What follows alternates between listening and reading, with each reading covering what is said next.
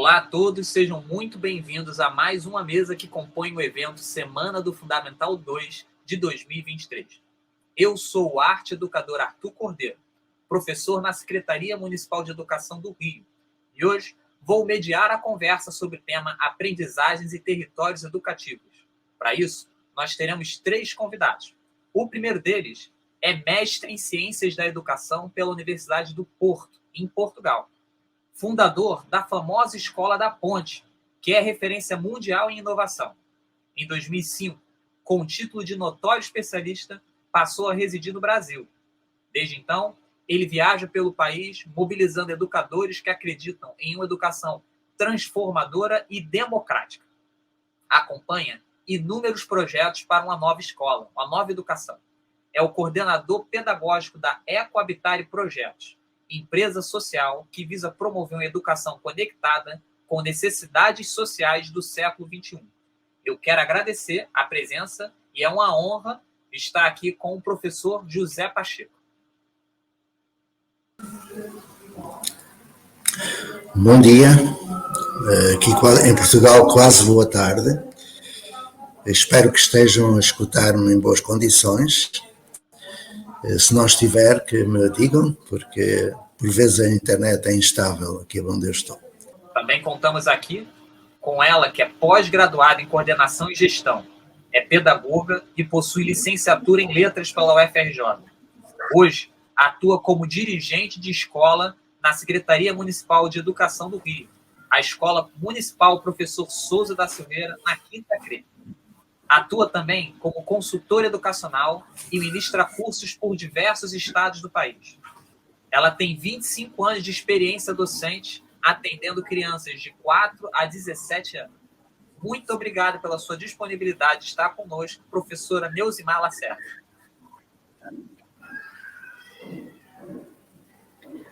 Olá, eu que agradeço pelo convite, muito obrigada.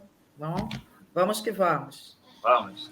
E a nossa terceira integrante desse debate é mestre em Educação e especialista em Mídia, Tecnologias da Informação e Práticas Educacionais, ambos os títulos pela PUC-Rio, graduada em Pedagogia e especialista em Alfabetização pela UFRJ. É professora da Rede Pública Municipal de Ensino do Rio de Janeiro desde 1985. Atualmente, atua como assessora de articulação pedagógica na Multirio. Multirio é uma empresa municipal de multimeios em educação da Prefeitura da cidade do Rio, vinculada à Secretaria Municipal de Educação. Seja muito bem-vinda à nossa mesa, professora Simone Monteiro.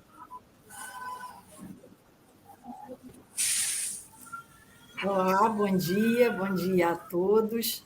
Agradecendo aqui o convite, na figura do Arthur, a toda a equipe da Gerência de Anos Finais da Secretaria Municipal de Educação e parabenizando pela segunda edição desse evento, que para nós aqui na Multirio é motivo de comemoração também, porque fazemos 30 anos esse ano de existência, né, a empresa, então para a gente também aqui é motivo de celebração estar junto com vocês nessa manhã.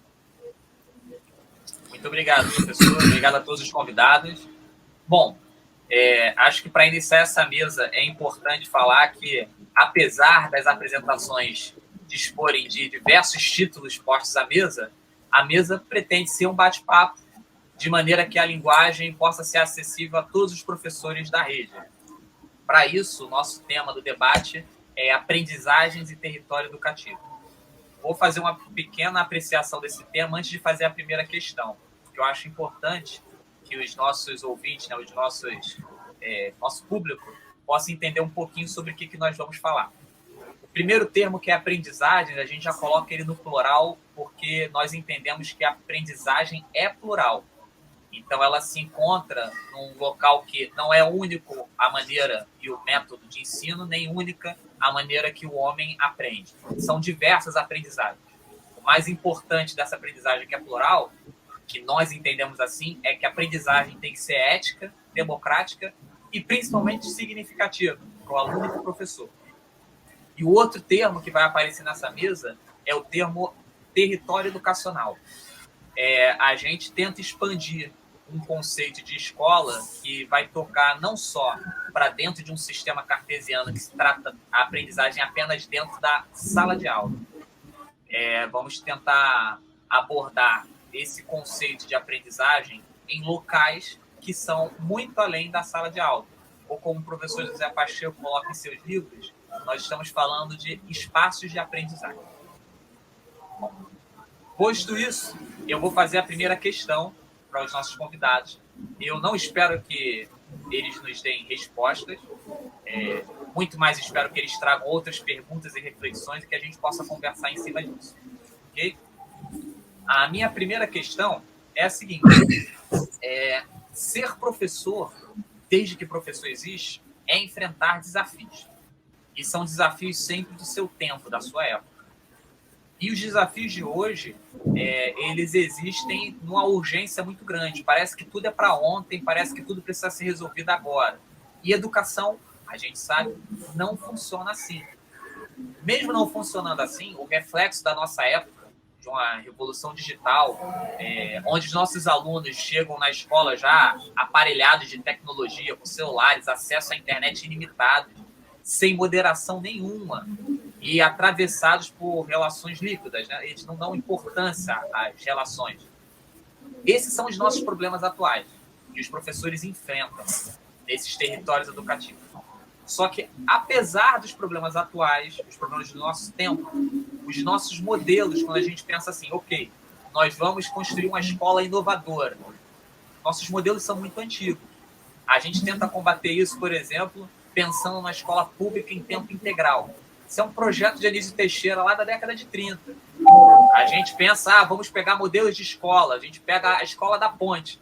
A Escola da Ponte, que o idealizador dela, o professor José Pacheco, está aqui, é da década de 70, quer dizer, vista da gente 50 anos. E eu posso continuar citando as próprias falas pertinentes do professor Paulo Freire. A primeira publicação é final da década de 60. Ou seja, a gente tem problemas novos, emergentes, e os nossos modelos são sempre antigos. Como é que a gente faz com isso? Qual seria uma indicação de caminho para os professores repensarem as suas práticas e o seu fazer escola com esses problemas atuais, sendo que nossos modelos são sempre antigos? Professor José Pacheco, pode nos dar algumas pistas sobre isso? Mais ou menos. Estamos aqui ao vivo e a cores, defrontando os desafios de uma era que não é aquela em que a ideia de escola começou, não é? Esse Isso. Modelo educacional que tu definias.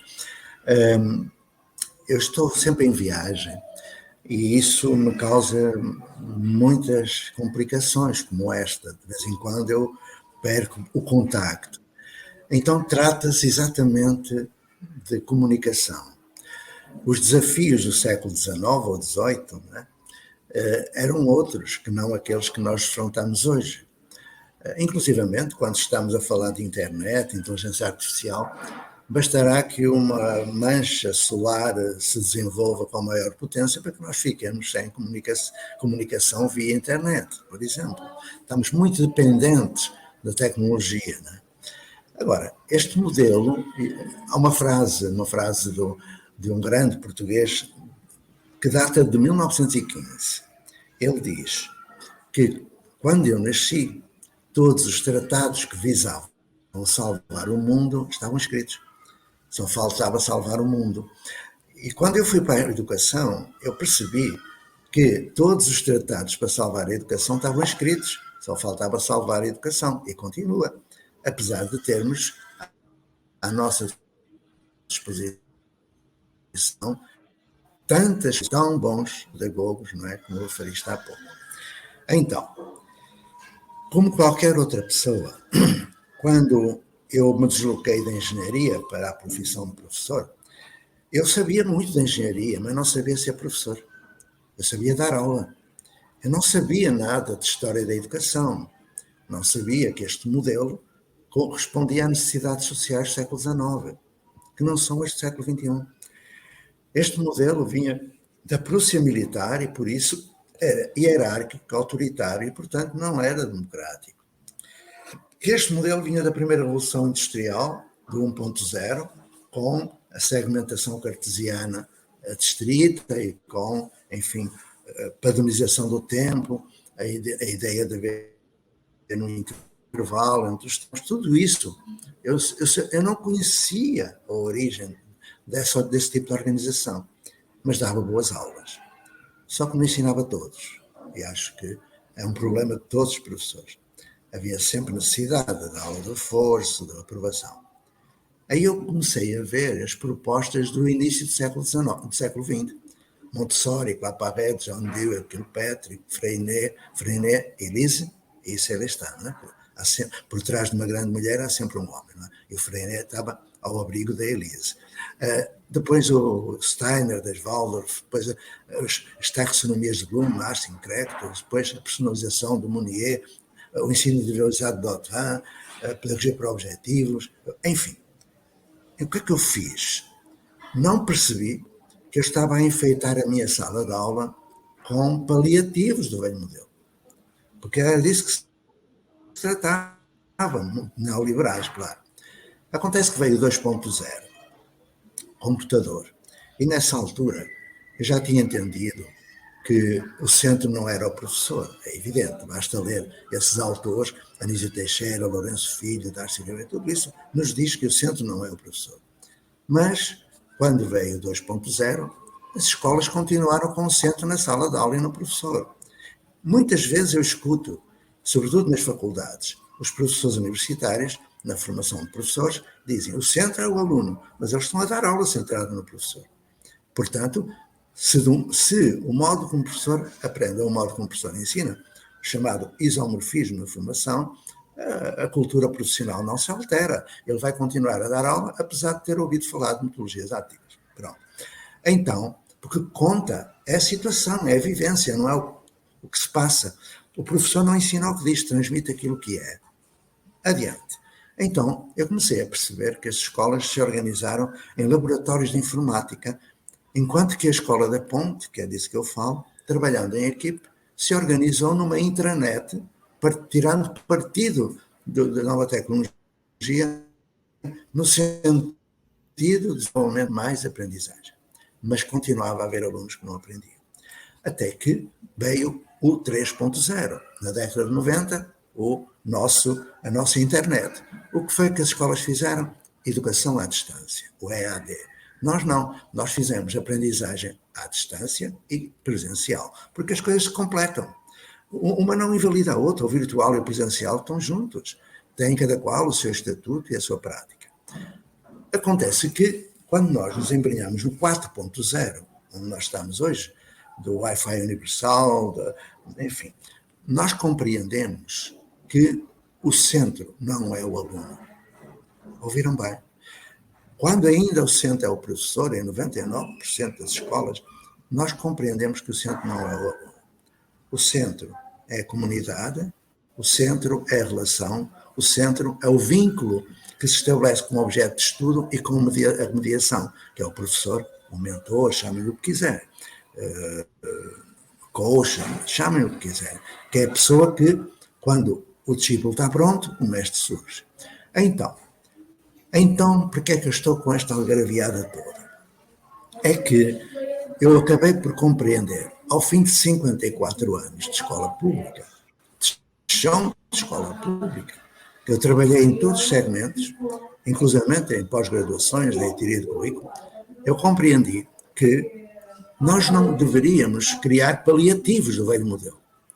Porque esses paliativos, como agora existe para aí, aula invertida, ensino híbrido, outras inutilidades que não servem para nada, a não ser para adiar a substituição do velho modelo por um novo modelo. Isto é polémico, eu sei, mas estou disponível para conversar com quem discorda, porque eu, quando encontro alguém que não concorda comigo, eu adoro encontrar, porque certamente que essa pessoa sabe coisas que eu não sei, eu vou aprender com ela, ok? Então, acabamos por compreender algo que há 54 anos eu não conseguia, que é a não necessidade de melhorar este modelo, não. É a necessidade de voltar ao chão de escola e à sala de aula, porque quando o professor me pergunta como é que eu vou fazer círculos de aprendizagem, como é que eu vou fazer currículo tridimensional, coisas que não estão nos livros, mas que são do campo da inovação e que estão a acontecer em Maricá, por exemplo, eu respondo: onde é que tu vais ensinar essas coisas? Na sala de aula. Porque a competência de um professor é saber dar aula. E nós temos que valorizar essa competência.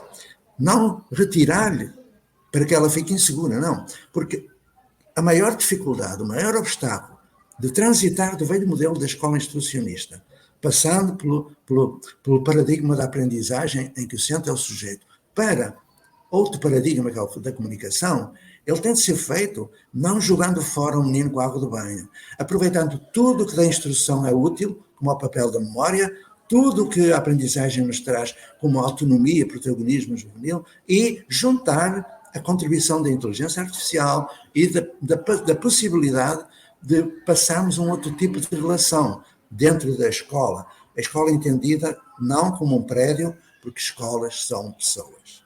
Chegados aqui, o que nós estamos a conceber, e espero que possamos trabalhar juntos, é uma nova construção social da aprendizagem. Eu vou repetir. Mas mais ainda do que a nova construção, novas construções sociais da aprendizagem. Eu gostei de ouvir. Não é uma aprendizagem, elas são várias. Mas nessas aprendizagens, num novo modelo educacional. Ou seja, novas construções sociais de aprendizagem no novo modelo educacional. E nesse modelo educacional, contamos com o prédio da escola, mas as escolas são pessoas. Pessoas que habitam um território que é físico, mas também cognitivo, espiritual, tudo isso que nós precisamos entender. Um território que parte do princípio de que as pessoas são valores e, quando se unem em torno de valores, definem princípios de ação que determinam uma determinada visão do mundo. E, a partir daí, com perceber que o ato de aprender é um ato que tem de ser concretizado num coletivo. Professor sozinho em sala de aula, nunca mais. Nós somos cooperantes, nós somos solidários. A partir daqui, eu tenho muitas coisas, se quiserem eu falo, mas penso que deverei dar a palavra neste momento, apenas acrescentando que no projeto que nós estamos a desenvolver, aquilo que está na Constituição e na Lei de Diretrizes e Bases, que diz que a educação é dever da sociedade, da família e do Estado através da escola, se concretiza. Não é da família ou do Estado ou da sociedade. Nós teremos de estar juntos e descobrir formas de interação positiva. Mas também juntamos a outras duas áreas, que é a área da saúde pública e ambiente e a área da arte e cultura, que tem de estar sempre presente, indo aos lugares, ao território, digamos, à comunidade de aprendizagem, que é disso que eu estou a falar, fazer um inventário de saberes populares, de tecnologias sociais, etc, etc, etc, de tradições, culturas. Então, quando o professor entender que o maior obstáculo à mudança é ele próprio, porque o maior obstáculo à mudança sou eu, a minha cultura profissional, tudo estará modificado, passaremos de um ato solitário em sala de aula para um ato solidário em comunidade de aprendizagem, numa nova construção social de educação e novas construções sociais de aprendizagem. E já falei demais e peço desculpa de ocupar tanto tempo. Não falou demais de maneira nenhuma, professor. Está sendo ótimo escutá-lo. Além do mais, é interessante que já aparecem algumas pistas da questão que eu coloquei. Eu vou destacar algumas coisas que eu achei interessante na fala do senhor. A primeira delas foi a frase que não se deve jogar a água do menino. Não, como é que é? Não se deve jogar. Como é que é a frase, professor? Eu achei boa. O menino com a água do banho. O menino com a água do banho. Essa é uma frase muito boa, porque é basicamente o que um sistema cartesiano faz. A gente chega a aprender o passado, mas quase que ignorando que ele também é presente e constitui a gente. Então, essa maneira de ver o passado sempre presente, não jogando fora tudo de uma vez, mas aproveitando sempre o que aconteceu de bom, é uma maneira que é difícil você lidar, ainda mais quando a gente pensa na escola, que basicamente exclui o ano anterior, né? O aluno é do 6º ano, o aluno é do 7º ano, é todo mundo dentro de uma caixinha. Parece que a aprendizagem é sempre estagnada, né? Colocado isso, eu vou chamar a nossa próxima convidada para falar um pouco sobre essa questão na experiência que ela tem dentro da escola, que é a Escola Municipal Professor de Souza da Silveira, e falar sobre como é ser solidário com esse lugar onde a aprendizagem é o centro, porque também exige da gente coragem. E é difícil assim, encontrar pessoas corajosas que estejam disponíveis a mudar alguma coisa. Então, professora Neuzimar Lacerda, conta para a gente um pouco sobre isso. Olá, gente. Muito bom esse bate-papo. O professor Pacheco, ele já falou por todos nós, né? Mas eu vou falar de um lugar que é o chão da escola, né? Dentro de um prédio. A minha escola, por exemplo, é assim, bem gradeada, é prédio mesmo, parece um presídio, né? Mas escolas são pessoas, professor. Concordo com o senhor. E acredito, sim, que essa mudança é uma mudança de paradigma, né? E a gente tem que começar essa mudança de dentro para fora. O professor tem que mudar. E eu vejo aí duas situações que a gente pode destacar nessa questão dessa mudança, né? Primeiro, que o professor ele não sabe como fazer. Então, assim, investir nessa formação do professor, estar aqui nesse bate-papo é uma coisa maravilhosa, né? Ele não sabe como fazer, ele sabe que ele tem que fazer, mas ele não sabe como. E quando sabe como, dá trabalho. A mudança dá trabalho.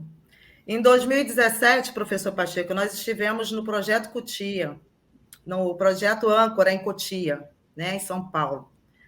A equipe foi, e de lá a gente trouxe muita coisa boa que a gente podia adaptar daquele espaço maravilhoso, que é totalmente diferente, né, da escola que eu trabalho no momento, né, prédio, aquele ambiente aberto, né, voltado para a natureza. Mas, mesmo tendo essa diferença, nós pudemos trazer de lá muitas ações que a gente implementa desde 2017 na escola. Por exemplo, a gente chegou num momento lá, primeiro nós fomos recebidos por 2 meninas, e essas meninas, elas mostraram todo o projeto Âncora ali para a gente. Foi uma sensação assim, de pertencimento. Elas falavam e apresentavam com uma propriedade muito grande.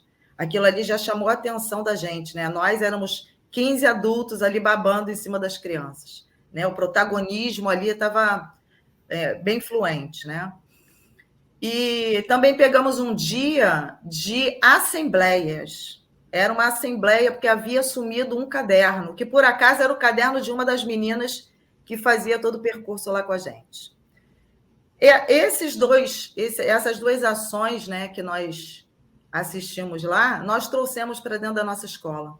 Então, desde 2017, a gente aplica, né, a gente trabalha com professor representante dentro da escola e a gente realiza as assembleias, que é o momento que vai dar voz ao aluno, é um momento de resolução, de desenvolver essa habilidade, né, para resolução de conflitos, que essas crianças não têm, né? Hoje elas partem para a violência.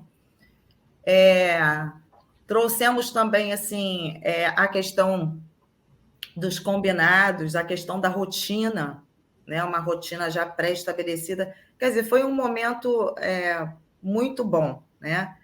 E que eu vejo que há possibilidades de uma escola assim, né? Um sistema tradicional aí como é o nosso ainda, se transformar, né? Lá na escola a gente tem investido muito nisso, a gente tem trabalhado bastante, principalmente essa questão socioemocional também. E hoje, em 2023, a gente já colhe frutos, né? São pequenos passos, mas é um processo contínuo. E a gente vem trabalhando esse processo aí, e eu concordo com o senhor, professor. As escolas somos nós. Eu vou passar aí para o Arthur novamente. Eu vou devolver. Você pode ir perguntando também, se quiser. Né? Eu vou devolver, eu acho importantíssimo esse exemplo que a professora Neuzilmar trouxe, que é das assembleias e do protagonismo do aluno, porque nós tivemos o exemplo concreto quando visitamos Cotia, né, o projeto Âncora.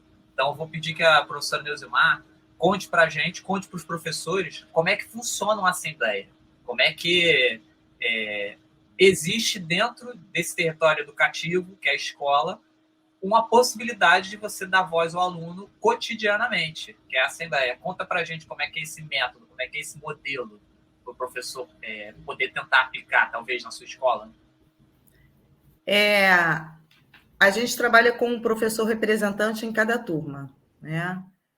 Tanto do primeiro ao 9º ano. Então, tem um professor que ele é o representante, ele é responsável pela dinâmica dentro da sala de aula.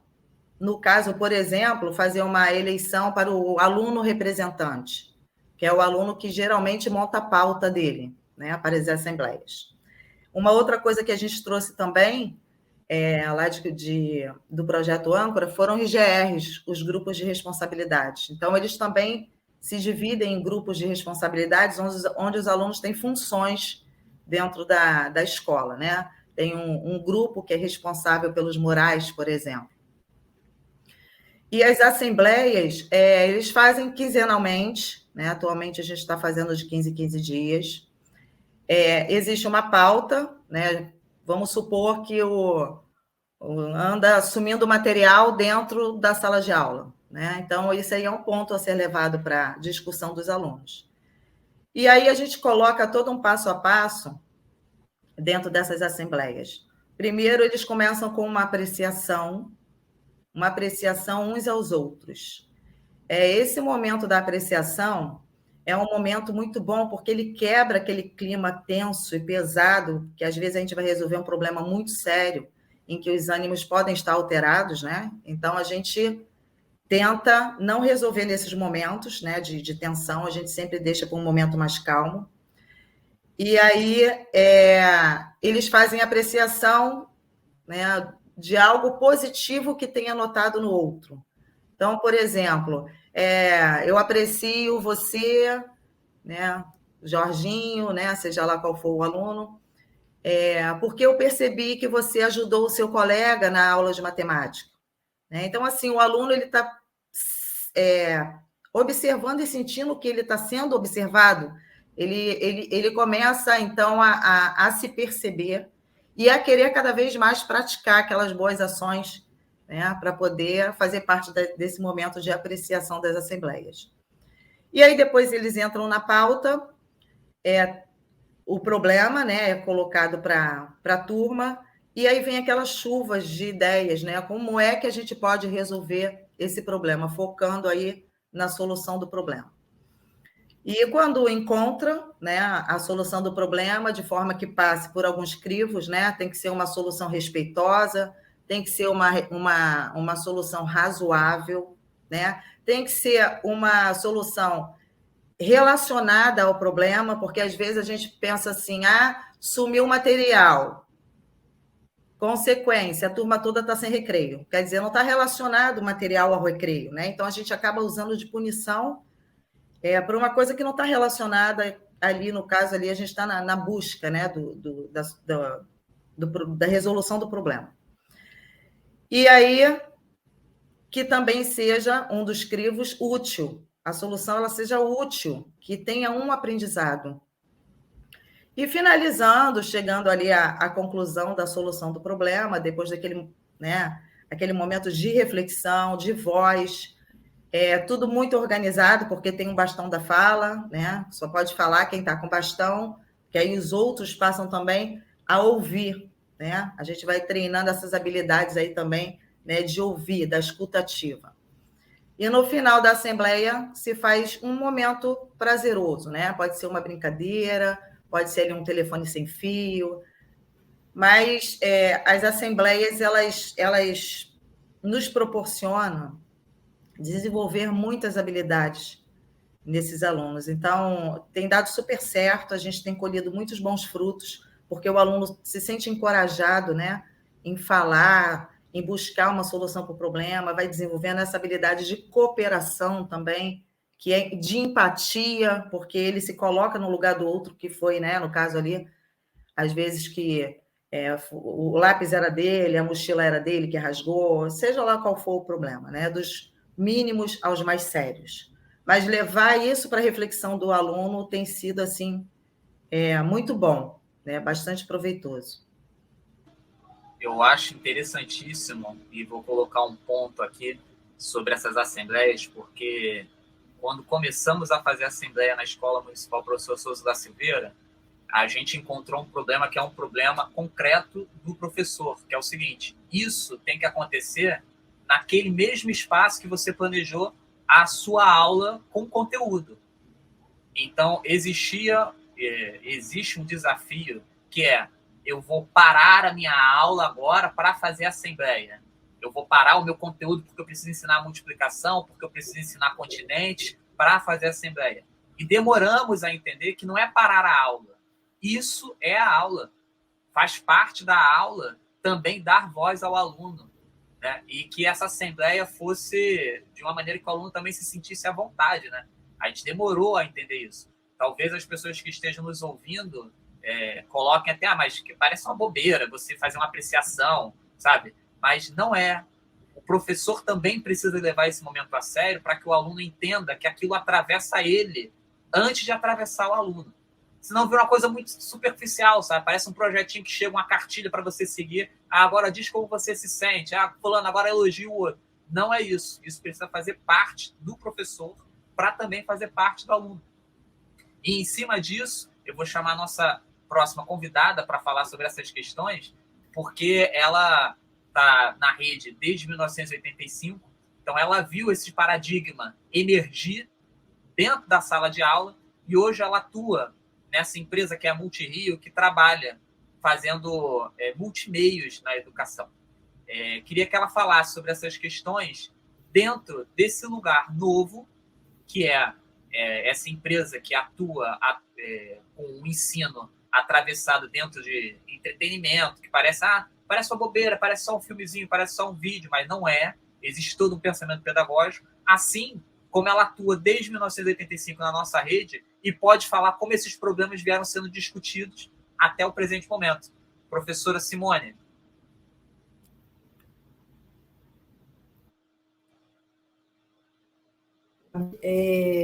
De fato, assim, queria ter pelo menos mais umas 2 horas só para comentar tudo isso e responder a essa provocação inicial que você me apresenta. É um grande desafio, né? Mas eu acho que é importante e não é simples, né, considerar que falar por último também tem seu lado bom, né? Tem um aspecto que você já vai alimentando ideias, mas também provoca uma revolução, porque eu tinha pensado um caminho e, a partir das falas, eu agora vou falar outra coisa completamente diferente do que eu me propus quando a gente conversou previamente esse roteiro, né? Eu fiquei ouvindo vocês todos e fiquei pensando aqui me veio muito forte a ideia, né, que eu tenho me apoiado em alguns momentos, do Ailton Krenak, num dos seus últimos livros, cujo título é bastante provocativo e acho que nos traz para essa discussão. Ele diz: o futuro é ancestral, sabe? Então, acho que há uma sabedoria muito importante para todos nós e que talvez venha ao encontro daquela primeira provocação que você nos fez, Arthur, quando diz que a gente hoje está diante de novos problemas, mas as nossas referências estão lá em 1950, né? Estão em Piaget, Vygotsky, Ballon, Freinet e tantos outros que já foram citados aqui. Porque, no fundo, a mim parece que tratamos todos de novos desafios humanos. E o que é humano é essencial, permanece, se mantém, é revisitado a cada tempo, né? Para isso, eu trago também uma outra referência que me veio na fala de vocês e que não estava aqui no meu script, né, inicial, que é o conceito de experiência de Jorge Larossa, né? Experiência não é aquilo que acontece, que se passa, não é, do ponto de vista dele. Obviamente, não temos tempo aqui de aprofundar, mas fica aí uma pista para nos ajudar a pensar sobre essas questões, né? Para ele, experiência é o que nos passa, o que nos afeta, o que nos atravessa. O que tem passado e atravessado os nossos professores e os nossos estudantes nas escolas, não é? Então, fico pensando que, a partir dessa experiência, né, a última escola, efetivamente, onde estive trabalhando ao longo dessa jornada de mais de 30 anos na rede, eu fiquei 11 anos. E muito do que nós estávamos ali, naquela experiência, depois indo para a Correia Regional, depois indo para a Secretaria, e desde 2017 aqui na Multirio, eu vejo que algumas questões se mantêm como grandes desafios. Não é? Há um livro chamado Cuidado Escola, que, se não me falha a memória, é de 1985, e que tem uma imagem muito emblemática que até hoje a gente costuma usar nas discussões com os professores, sobretudo novas tecnologias,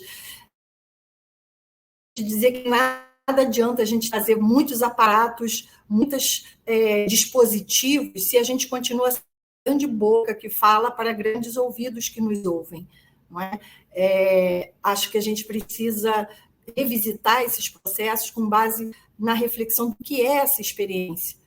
E, para isso, a gente recorre, né, às diferentes tecnologias, elas nos trazem grandes possibilidades. Estamos no Brasil, Portugal, né, juntos, conversando, ideias, sendo ouvidos e vistos por muitas pessoas ao mesmo tempo, e cada um no lugar, fazendo coisas diferentes.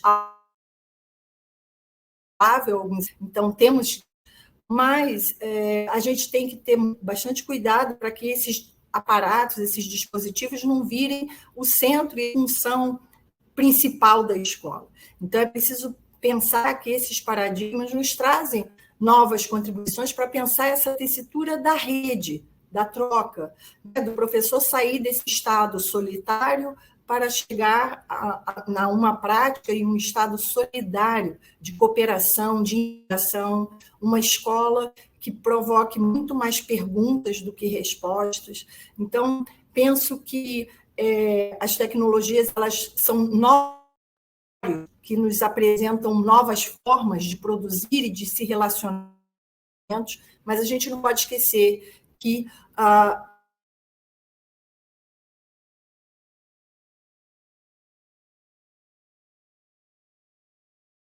então, precisamos, de fato, entender que estudar, aprender, questionar, duvidar dessas práticas deve ser parte do nosso processo de trabalho, e não algo que nós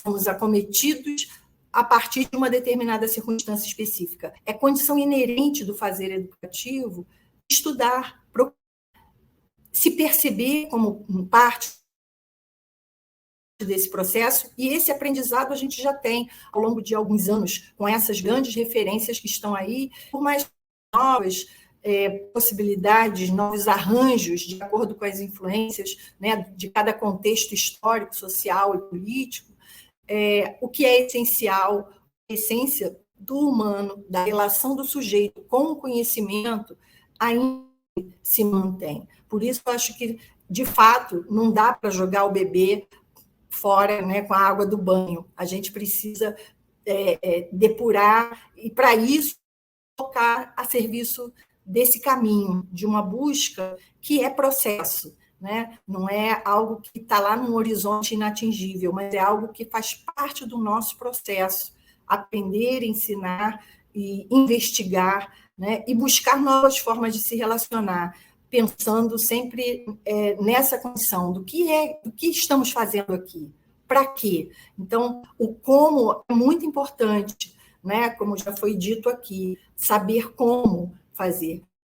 Bem é importante saber por que e para que fazer, não é? Então, se a gente olhar a história do pensamento pedagógico brasileiro, a gente vai ver que lá pelos anos 70 a gente viveu um momento, né, muito intenso em que novas técnicas e novos recursos eram colocados à disposição dos professores, e a gente acabou, né, se envolvendo tanto no como usar todos aqueles aparatos que refletiu para que usá-los, como inseri-los e de que forma eles nos servem ao projeto educativo, ficou em segundo plano.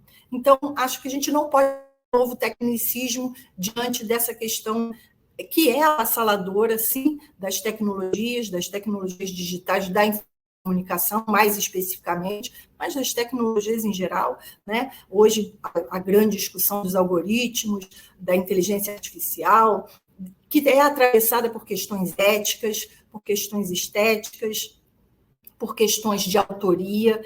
Então, tudo isso agrega novas camadas ao nosso repertório de educadores. E acho que é isso que é importante a gente pensar nesse momento, né? A gente vai agregando novas camadas à nossa reflexão, à nossa prática, sempre nesse processo de pensar junto. E por isso é tão bom estar aqui, né? Que os professores participar desse momento, como valorizando esse momento como um momento de repensar, de pensar práticas e de se fortalecer na troca, nessa tessitura em rede, porque, como disse, né, o professor José Pacheco, não há mais nós não estamos mais vivendo no momento do isto ou aquilo, né? Eu brinco que é o complexo de Cecília Meirelles, não dá mais para ser isto ou aquilo, né?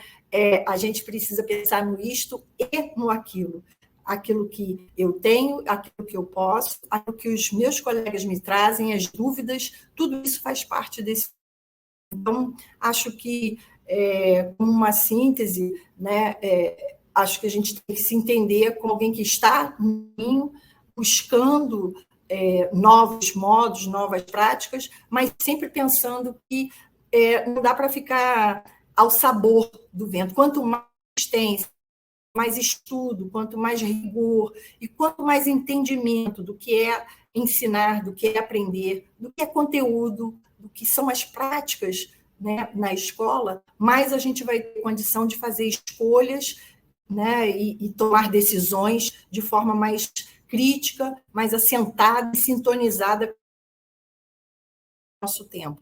Acho que é isso um pouco para essa primeira aproximação aqui com vocês.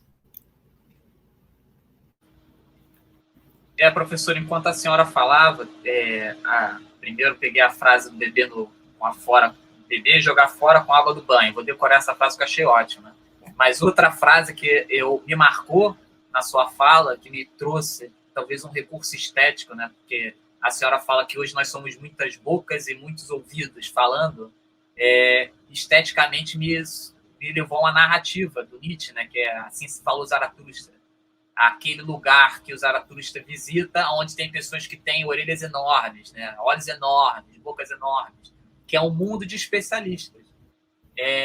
Aí me ocorre que dentro da escola nós temos, principalmente nesse chamado anos finais, um mundo de especialistas. Eu sou formado em artes visuais, eu sou especialista em artes visuais, eu tenho um colega que é especialista em matemática, outro que é especialista em língua portuguesa. Mas, de fato, quando nós entramos na escola, ninguém é especialista em nada que o principal não seja dar aula, ter aula, né? Fazer esse espaço de aprendizagem vivo.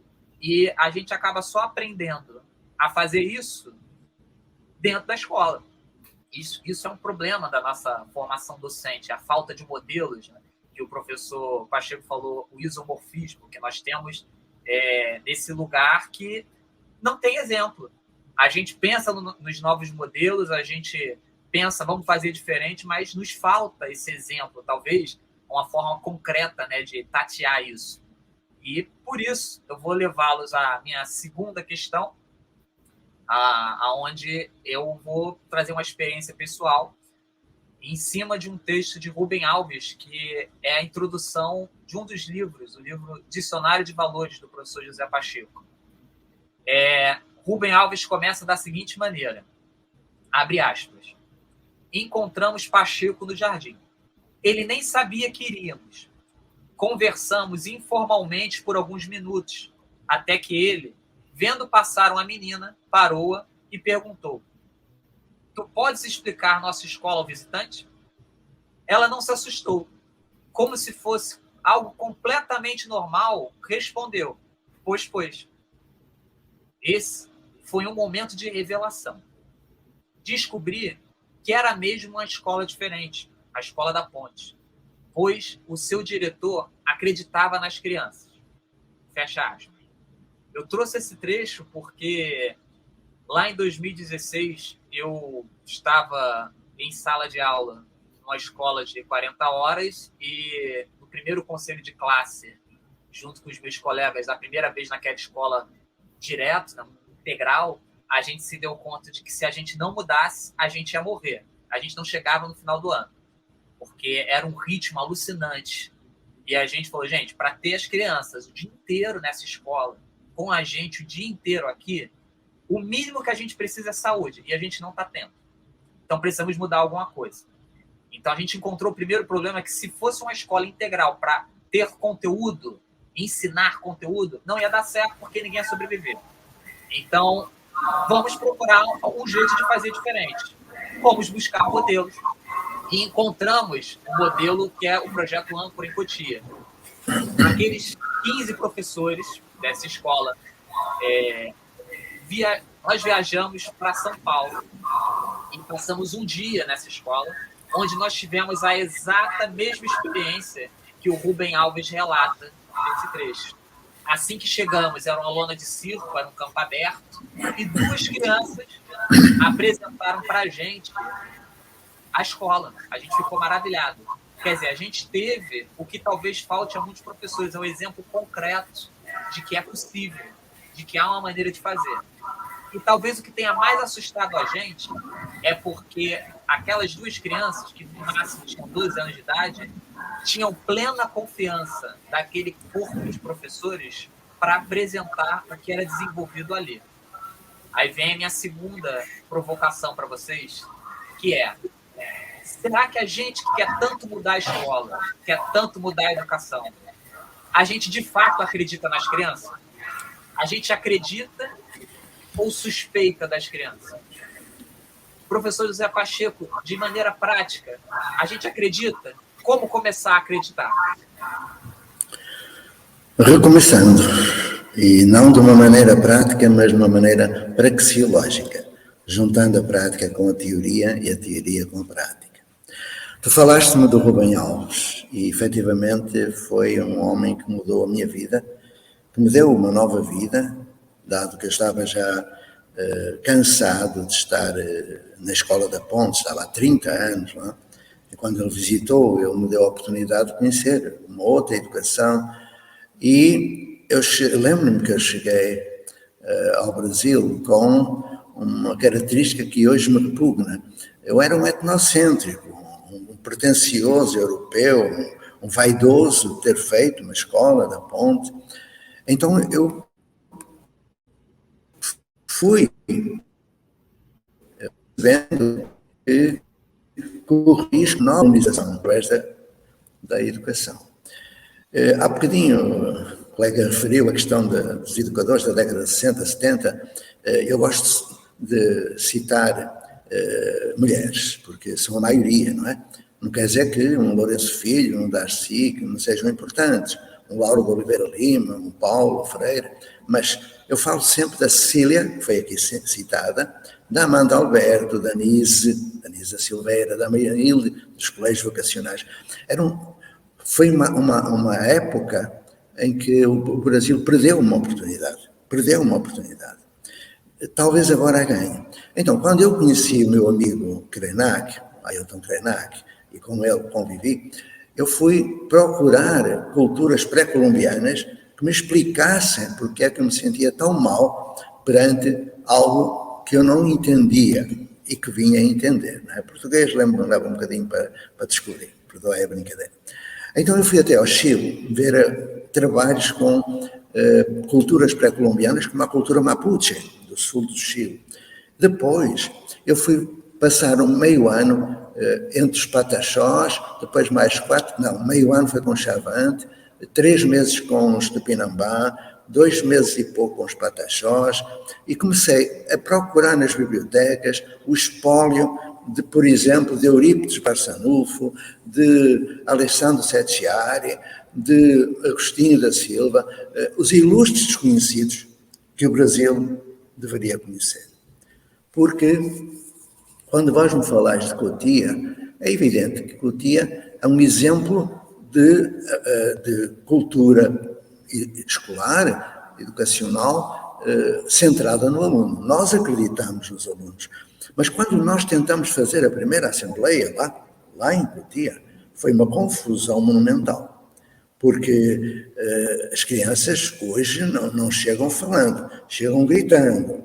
Depois aproveitaram para se atacar, agredir verbalmente, etc. Então, o que aconteceu?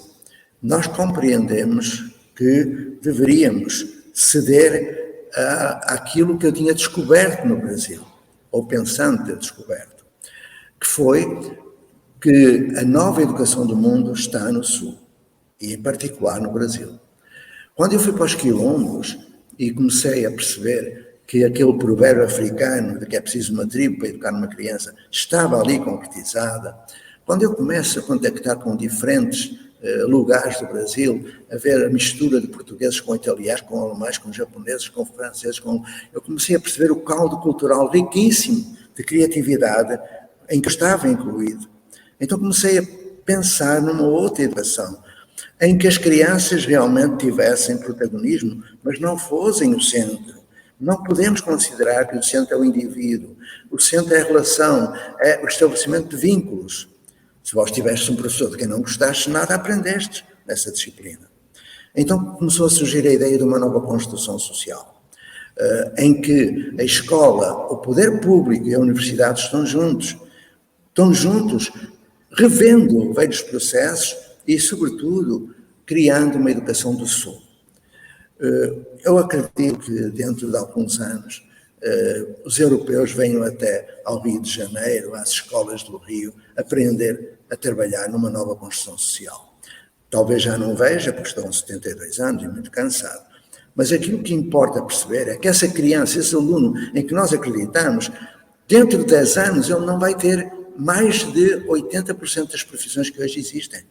Ele não vai ser preparado para algo que está previsto nas propostas do passado, nas propostas pedagógicas. Tem que ser uma proposta antropológica, antropos, o ser humano em que as novas tecnologias ou a inteligência artificial contribuem para humanizar a relação, que haja efetivamente relação, porque hoje o que existe é um frontal anónimo de sala de aula, ou então o laissez-faire das velhas pedagogias não diretivas que eu abomino, porque uma criança não faz o que quer aquilo que faz. Então, o que é que eu proponho? Para já, eu vou ter de parar um pouquinho e volto daqui por uns 5 minutos, mas a palavra dada a quem de direito e quem sabe mais do que eu, que são as duas colegas que estão aí, tá bom? Eu depois irei continuar, porquê? Porque eu vou perder o contacto porque está a faltar a energia. Estão a ver como eu estou dependente das tecnologias. Então, voltarei daqui a pouquinho, Arthur, e vão conversando que eu já vos escuto novamente, tá bom? Pode ser, Arthur? Está ótimo, professor. Nós então, damos a palavra aos brasileiros, que eles é que sabem. Português, não. Eu já volto. Isso que acontece, falando de novas tecnologias, é exatamente essa relação. Aonde nós estamos, o professor José Pacheco está em Portugal, nós estamos no Brasil, no Rio de Janeiro, e discutindo exatamente o norte e o sul global, né? Essa grande questão do que seria esse sul global, que são esses países que foram explorados pelo norte e hoje se colocam valorizando a sua cultura, valorizando a sua ancestralidade, que talvez tenha sido roubada, tenha sido exterminada durante muitos anos. Em cima disso, professora Neusimar, eu gostaria de te perguntar o seguinte: a gente confia nas crianças, a gente tem a tecnologia, ou a gente suspeita das crianças? De maneira prática, como é que na escola, professor Souza da Silveira, existem projetos que fazem uso da tecnologia e, principalmente, dão confiança nessa relação professor e aluno? Conta pra gente. Sim, a gente confia e confia muito. Eles são ótimos observadores. Eles podem não interpretar muito bem, né? Porque a capacidade mental ainda não está formada. Mas sim, só rapidinho, ele falou da questão dos alunos, né, que ficaram apresentando lá e que apresentam, e aí o texto de Rubem Alves também. A gente pegou também essa prática lá de Cotia, né, do Projeto Âncora, e até hoje, quando chegam pessoas para conhecer a escola, podem ser pais, podem ser professores que estão chegando na escola, a gente tem um grupo de crianças que faz essa apresentação, é uma coisa maravilhosa, gente. Como eles se sentem pertencentes ao espaço, sabe? E eles querem cuidar do espaço, e eles têm orgulho de falar da escola. É muito bom, é uma prática muito boa que a gente trouxe desde 2017 e permanece com ela até hoje lá na escola. E em confiar na criança, a gente tem uma outra prática também, que nós trouxemos, professor Pacheco, da Ecohabitat. Eu fiz um curso na Ecohabitat, em que a gente aprendeu sobre tutoria, né? E foi a melhor coisa que eu fiz na minha vida, né? A tutoria, aprender a tutoria é uma prática e que você deposita ali na criança e o teu papel é orientar, né? E a criança ela vem trazendo tudo que tem e quando ela não tem, ela busca, ela procura. Assim que a gente terminou o curso, a gente estava em plena pandemia, uma coisa assim difícil, e aí a tecnologia trouxe para a gente essa oportunidade, né? Nós fizemos tutoria com as crianças online durante toda a pandemia. Então, professores que pegavam ali grupos de alunos e cada aluno escolhia o assunto que queria falar, né? E a gente perguntava para eles, né? O que você quer aprender esse ano? É uma pergunta muito difícil para a criança. Passa tudo na cabeça dela, menos o que ela quer aprender, porque a gente está tão acostumado. Eles estão tão acostumados a receberem pronto, né? O professor já chega com aquele planejamento. Que quando você faz essa pergunta, eles se perdem, né? Eles não sabem o que eles querem aprender. E aí, na tutoria, a gente foi desenvolvendo essa habilidade nas crianças. E teve um aluno que ele falou assim, eu quero aprender boxe. Plena pandemia, a gente, dependendo da tecnologia, dele ter um celular, né? E a gente ter um notebook, a gente estava naquela loucura de começando com as plataformas, né? Toda aquela aprendizagem. E a professora, que no caso foi a tutora dele, embarcou com ele. Você quer aprender sobre boxe? Vamos embora. Vamos embora aprender sobre boxe. Eu não sei nada sobre boxe. Vamos aprender juntos, né? E olha, gente, depois eles apresentaram, porque eles fizeram um sway para apresentar, porque era online, então eles tinham que apresentar para a gente. Foi uma coisa maravilhosa. Ele fez entrevistas com boxeadores. Ele gravava vídeo dele treinando boxe. Ele visitou as ciências falando do corpo. Ele visitou a língua portuguesa. Ele visitou a história do boxe. Ele percorreu junto com a tutora por tantos caminhos que assim foi um aprendizado maravilhoso por um período de pandemia e que o único recurso que a gente tinha era a tecnologia, né? E aí voltamos ao presencial, né? A tecnologia, né, já ficou um pouquinho assim, não aquém, né? Mas a gente priorizou a parte da tutoria no presencial e hoje a gente está fazendo uma tutoria do tipo, vem cá, querido, pega aqui na mão, senta aqui do lado, vamos ver o que você quer aprender, né? E percorrer por dentro da vida dessa criança, né? Para poder trazer, aflorar essa criança. Então, a gente acredita e a gente acredita muito. Gente com potencial é criança. Muito. Obrigada, gente. A criança tem muito potencial e é uma energia que é assustadora quando você encontra esse potencial, né? Dentro dos meus momentos em sala de aula, quando eu encontrei a tutoria a primeira vez, eu lembro que um dos primeiros projetos, uma aluna me procurou porque ela queria aprender sobre o uso da moda nos filmes da década de 80 e 90. Eu falei, gente, primeiro que eu não sabia por que ela me escolheu. E depois sobre esse tema, o uso da moda nos filmes da década de 80 e 90. Bom, vamos lá, né? Eu não sei, então vamos aprender juntos. Eu acho que isso de você se disponibilizar é uma atitude de coragem que é necessária ao professor, que é eu não sei. Se fala tanto sobre isso, né? Eu não sei, tá? O professor está sempre aprendendo, mas se você está sempre aprendendo é porque você não sabe alguma coisa. E quando é o aluno que te coloca o desafio de você não saber, você está disponível a isso, não ignorar esse fato, precisa de coragem, né? E dentro dessa relação de coragem, de não saber, de enveredar por novos caminhos, eu vou perguntar à professora Simone.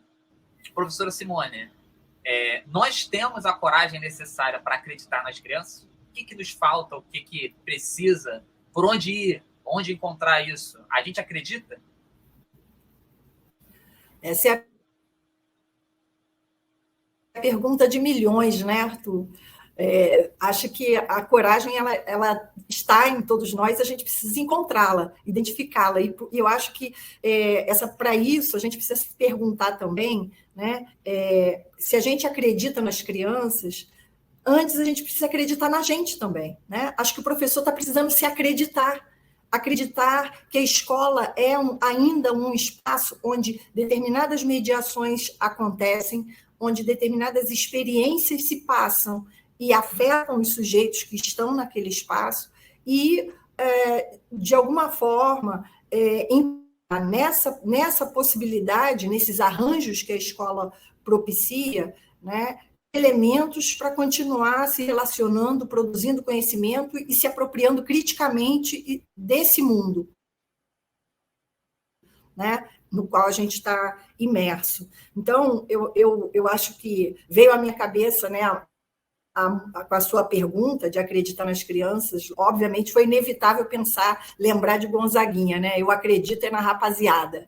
Então, acho que é uma mensagem muito forte para todos nós, né, essa canção do Gonzaguinha, mas ela não pode vir desacompanhada, né, dessa questão de se acreditar, de acreditar no seu potencial e na sua possibilidade e no seu compromisso e responsabilidade diante dessa rapaziada que está aí. E, para isso, acho que há uma coisa que já foi dita aqui, que é importantíssimo, que é a escuta, que é a troca, né? Que é o diálogo, é o respeito à diversidade e aquilo que a gente, às vezes, não quer ouvir, mas precisa ouvir.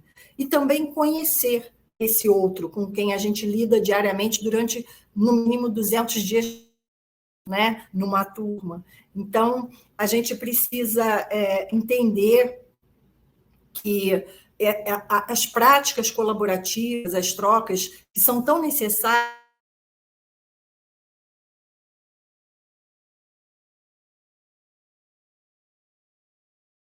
dentro da escola, da informação e da comunicação, a gente vai ver que elas são territórios muito propícios a esse processo. Porque quando a gente se propõe a fazer um vídeo, ou um podcast, ou um site, ou uma reportagem para publicar em algum canal da escola, ou construir canais da escola, a gente está falando de práticas colaborativas, de práticas que jeito, né, de escuta do outro, no exercício de defender seus argumentos, as suas possibilidades. Então, é muito mais do que uma coisa apenas lúdica ou para tornar a aula dinâmica, mas trazer essas possibilidades, esses arranjos com esses diferentes dispositivos para a escola, pode nos ajudar a criar essas relações que vão fazer emergir essas identidades e esse sujeito que a gente às vezes não conhece, né? Eu vou citar um exemplo, né? A gente poderia falar de muitos exemplos aqui, né? Na nossa história, na história da Multirio, aos 30 anos de existência, a gente sempre diz aqui que, apesar de sermos uma empresa vinculada à Secretaria de Educação, que produz conteúdos em diferentes plataformas para apoiar a política pública educacional dessa cidade, a gente tem que encontrar meios cada vez mais eficientes de não só produzir para a rede, para professores, estudantes, mas, sobretudo, produzir com eles. E não apenas tem sido um mantra guiando as nossas possibilidades, os projetos e as produções e as formações que a gente propicia à rede, né?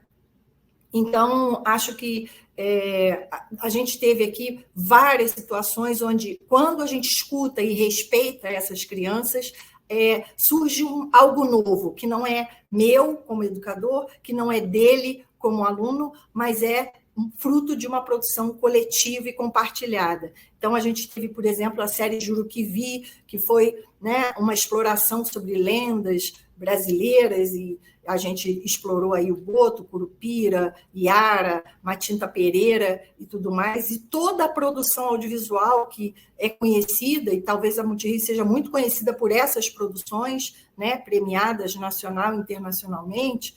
Tudo isso partiu de um diálogo efetivo com uma turma, numa escola na Terceira CRE, da saudosa professora Terezinha, não é? Que mediou a conversa com as crianças, e eles encontraram soluções, eles apontaram caminhos, eles idealizaram os personagens como eles aparecem na narrativa e participaram efetivamente desse processo. E ali, mais do que um produto esteticamente bonito, comunica uma ideia, a gente teve um processo muito rico de troca, de colaboração e de escuta e autonomia dessas crianças, e eles diziam assim, mas isso que eu estou falando vai aparecer lá, e depois, quando o filme aparecia, eles queriam ver se o que eles tinham dito ia aparecer lá, né? Com a troca entre os especialistas e os artistas que produziram e vivenciaram esse processo. E nesse processo aprenderam todos. Então, dando um corte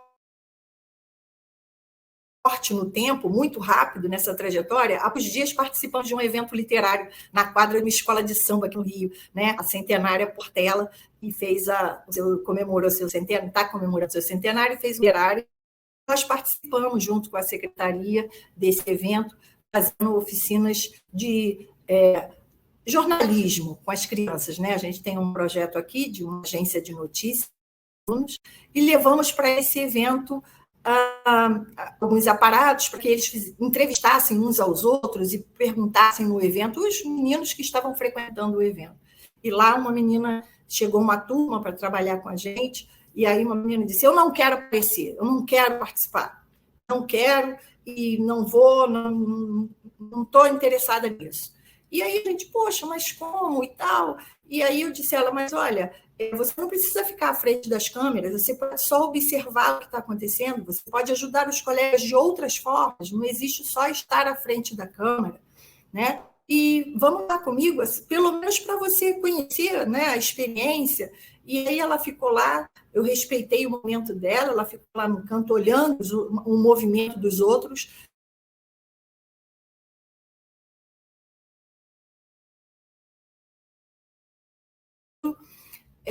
Daí a pouco ela já disse assim para eu posso pegar aqui a câmera para olhar e ver o que está acontecendo? Eu falei, claro, você pode. E aí ela foi, e daí a pouco ela me disse assim, agora eu quero fazer a entrevista. Então, assim, se eu não... aquele momento daquela menina e propiciado a ela se aproximar gradativamente daquilo que era novo para ela, talvez a gente não percebesse, e ela fez uma das melhores participações, né? Ouvida, mas ela dado esse momento, esse respeito ao aluno, para os tempos, não é? Idade que cada um de se apropriar daquilo que para ele. Então, acho que nesse processo todo mundo aprende. Acho que a gente também precisa ter um cuidado, né? Só nessa minha fala, eu quero que não fique marcado aqui, que a gente só pode fazer esse tipo de intervenção e esse tipo de troca e essa escuta mediado por aparatos tecnológicos. Às vezes a escola não tem condição. A gente sabe que existem situações difíceis de conexão em várias regiões da nossa cidade, em várias escolas. A escola não tem nenhum aparato tecnológico, nenhum dispositivo ultramoderno, nada, ainda que uma escola não tenha nenhum fio para ligar, nenhuma tomada ou um botão para apertar. Ainda assim, estamos imersos nesse tempo e somos atravessados por essas situações no nosso cotidiano, e elas podem e devem estar presentes dentro da escola.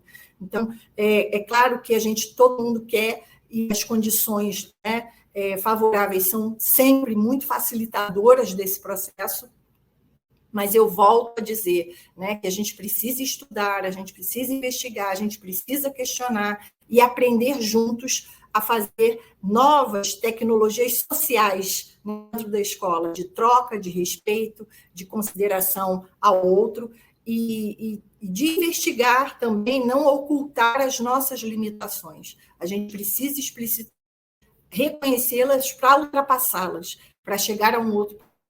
Esse é um movimento contínuo e que a gente precisa, através de um olhar muito atento, de uma escuta muito ativa de todos que estão dentro da escola, no entorno dela, a gente vai conseguindo encontrar as pistas, né, e produzir os nossos próprios modelos. Acho que é esse um pouco o caminho e de onde eu vejo essa questão aqui. Acho que esses que nós apresentamos são algumas pistas, alguns muitos caminhos.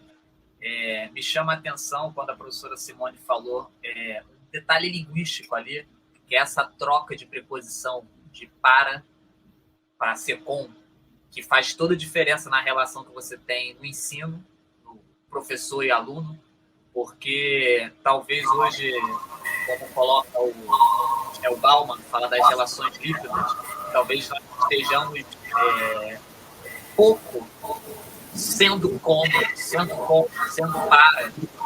muito mais afastados do aluno, e a tecnologia parece que talvez crie abismos maiores dessa relação professor-aluno.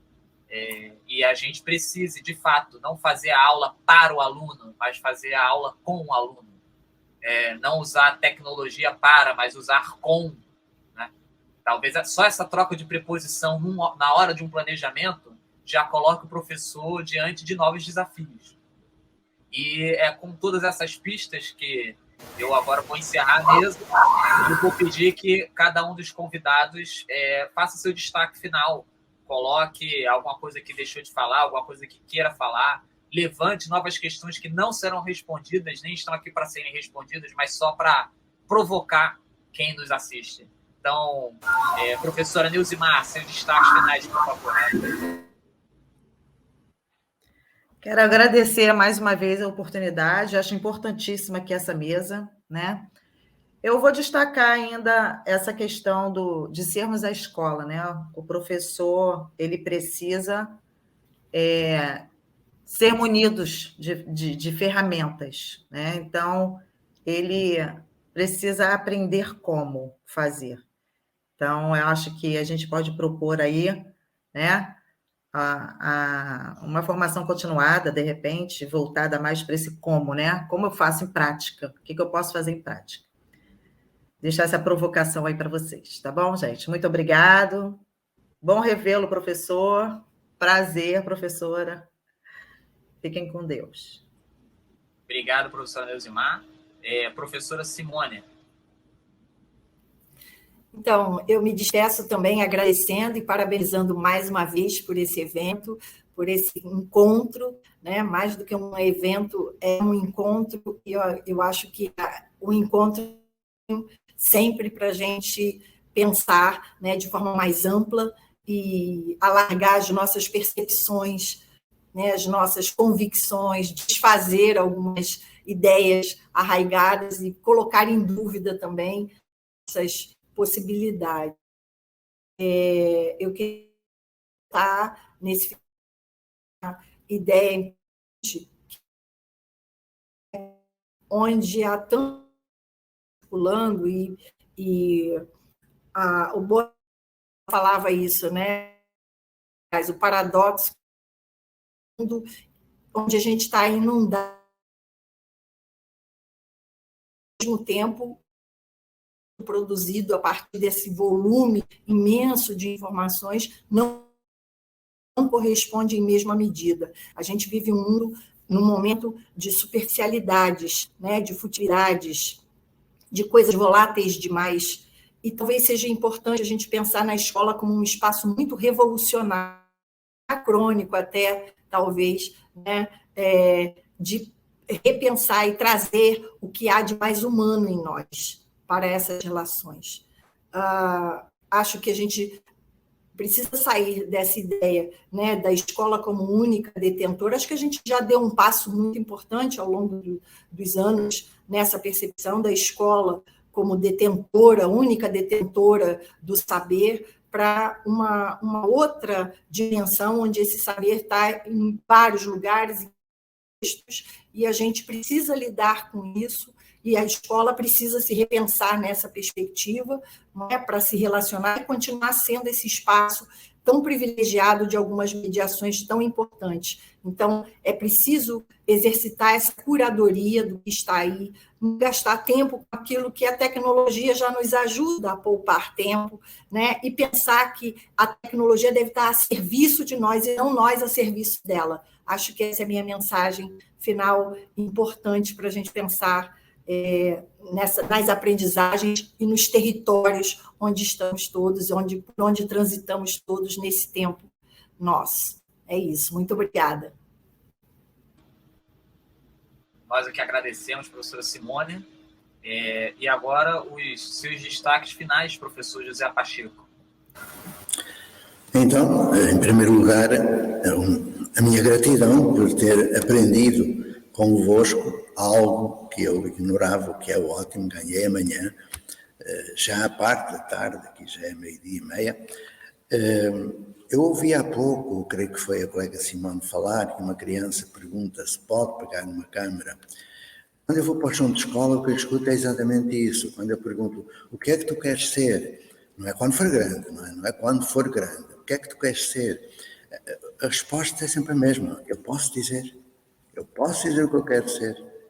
Então é preciso realmente acreditar na criança, mas também nos professores, como foi muito bem dito aqui. Cuidar de ambos na sala de aula. Gradualmente passar do para o como, que é a grande diferença que assiste às comunidades de aprendizagem. Ao invés de investirmos apenas na preparação de projetos para os outros, construir projetos com os outros, a partir de necessidades, desejos e sonhos, que são dos outros. Ao invés de fazer planificação de aula, que é importante que se faça, porque não é de repente que as coisas mudam, começamos, em vez de tentar planificar a vida do outro, ensinar o outro a planificar a sua vida. Projetos de vida, não é? Criar acordos de convivência. Eu tenho acompanhado muito o trabalho de um grande amigo que é o António Novo e também o Pedro Demo, aqui do Brasil, nessa nova construção social. Nós temos, e foi aqui referido, no Distrito Federal, a Ecohabitar, com quem eu colaborei.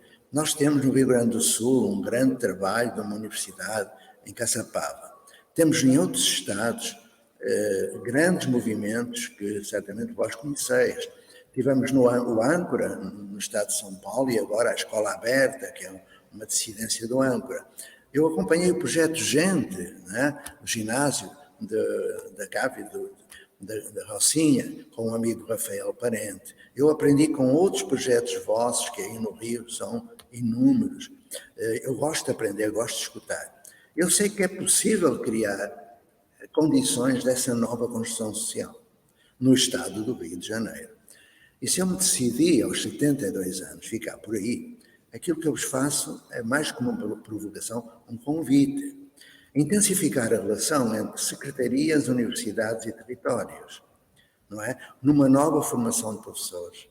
Desenvolver aquilo que eu chamo de formação experiencial, criando condições de imersão em protótipos de comunidade que estão a surgir, de modo que as crianças, acreditando nelas, se possam ver e rever como designers da sua própria formação, para que possam adaptar-se a novos tempos, em turmas piloto ou outras formas, não é, de humanizar a educação. Então fica o meu convite para visitar Desmaricá, mas muito mais do que isso, que o Estado do Rio e a Secretaria Municipal do Rio possam entrar numa rede de colaboração que leve depois para o Hemisfério Norte a nova educação que está nascendo no Sul. Eu me disponibilizo, apesar da minha provecta idade e do cansaço, e mais uma vez vos manifesto a minha gratidão por aquilo que eu escutei aqui e muito obrigado por me terem acolhido e espero continuar em contato convosco. agradeço aos nossos 3 convidados, nossos professores, José Pacheco, professora Simone Monteiro e professora Neusimar Lacerda, pelas contribuições, pelas questões, pelas provocações. E encerro aqui a nossa mesa também convidando a quem nos assiste a participar das vivências que acontecem nesse evento da Semana do Fundamental 2 de 2023. Nessas vivências nós tentamos encontrar os professores em práticas educacionais que são o que nós nomeamos de territórios educativos. A gente conhecer e reconhecer novas formas de se ensinar. Obrigado a todos e nós nos encontramos por aí, tanto na rede digital quanto na rede municipal do Rio de Janeiro. Até breve.